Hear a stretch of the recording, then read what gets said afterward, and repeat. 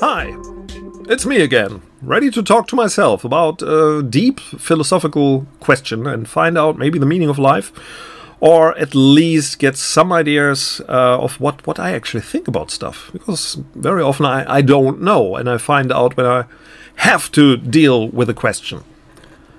So, the number randomizer says 139 rather. Let's find out what the question is. 139. Gee, what is the most fertile soil for hatred? Fear, ignorance, jealousy, or something else entirely? Is it possible that some people are genetically predisposed to hatred?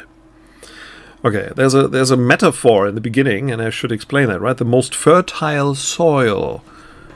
How can I explain that without using German? It means, you know, if you're a farmer and you put something into the ground, the earth, that's called the soil, and things grow from that. And if you have good soil, then it's fertile soil, and things grow from it. That's why people in the desert, you know, usually are not very good farmers, because it's not fertile soil, nothing grows there. And yeah, fertile soil for hatred. So, in other words, how does hatred start and flourish? You know, how does hatred become stronger? Hatred is the same as hate, by the way. I don't know if is there a difference in the word hatred. So, okay, I tried to go for like 5 minutes talking about it. Hate. Let's call it hate. Hate is very often in the news today when people talk about hate speech on the internet. They want to prohibit that. You know, people shouldn't put hate on the internet. And one of the things you hear very often is because people who don't like that, like censorship and cancel culture, they say that it's my opinion. It's not hate, it's my opinion. People say, oh, this is hate, and hate is not an opinion. What is hate? What is hate exactly? If I hate something, it's a feeling. Okay, I hate something. What do I hate, actually? It's not much. I hate raisins in cheesecake, for example. Ah, I mean, cheesecake is wonderful, but why put raisins in it, for God's sake? I hate that. Is that not an opinion? Is that because it's hate?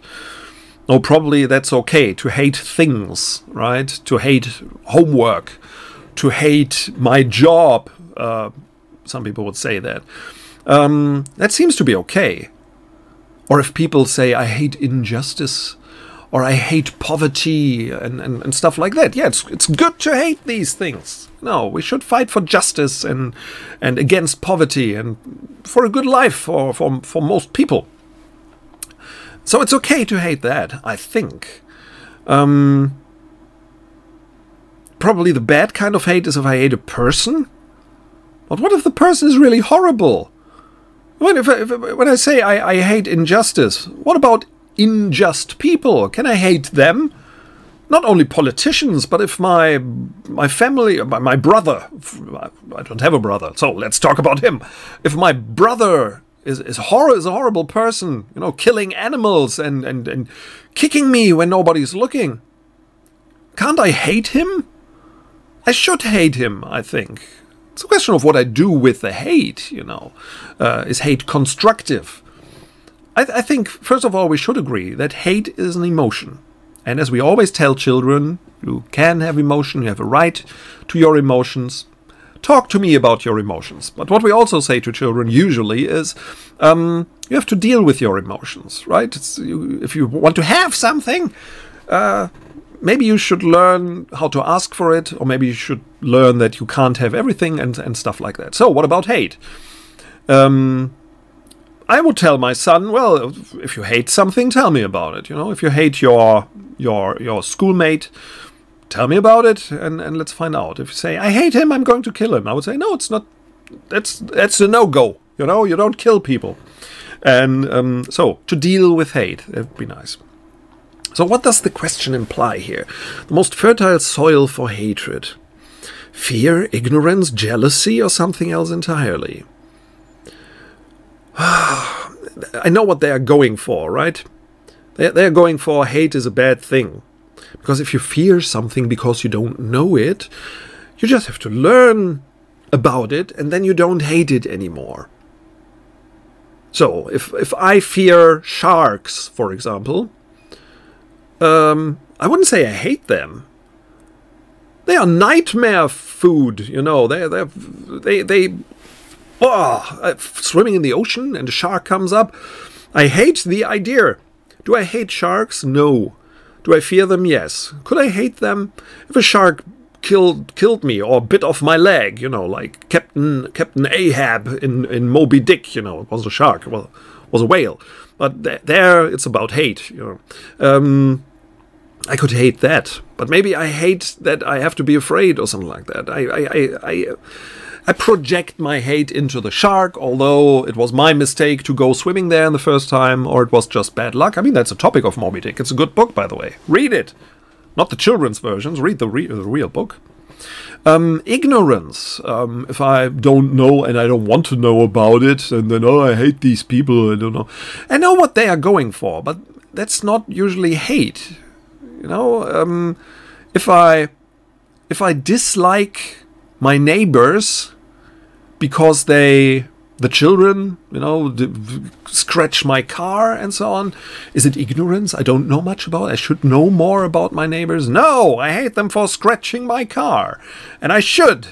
Again, you know, what I do with the hate is a question that's important to discuss. But it's not just that I learn about something and then all the hate just goes away. Sometimes I learn about something and I hate it even more. You know, I learned a lot about drug cartels in South America. And in some old films, you know, it's like, oh yeah, they want to make money and sometimes they shoot people, they are cool gangsters. No. No. The things I have seen on the internet and the things I have learned on the internet, my education about these cartels is that they are monsters. They do monstrous things. And I fear them. And yes, I would say I hate them. I think they should not exist in the world. Doesn't mean I hate every single person belonging to the cartel. No, probably not. But the idea of a cartel that kills children and sends videos of the execution to the parents. I mean, you could imagine somebody you would hate, right?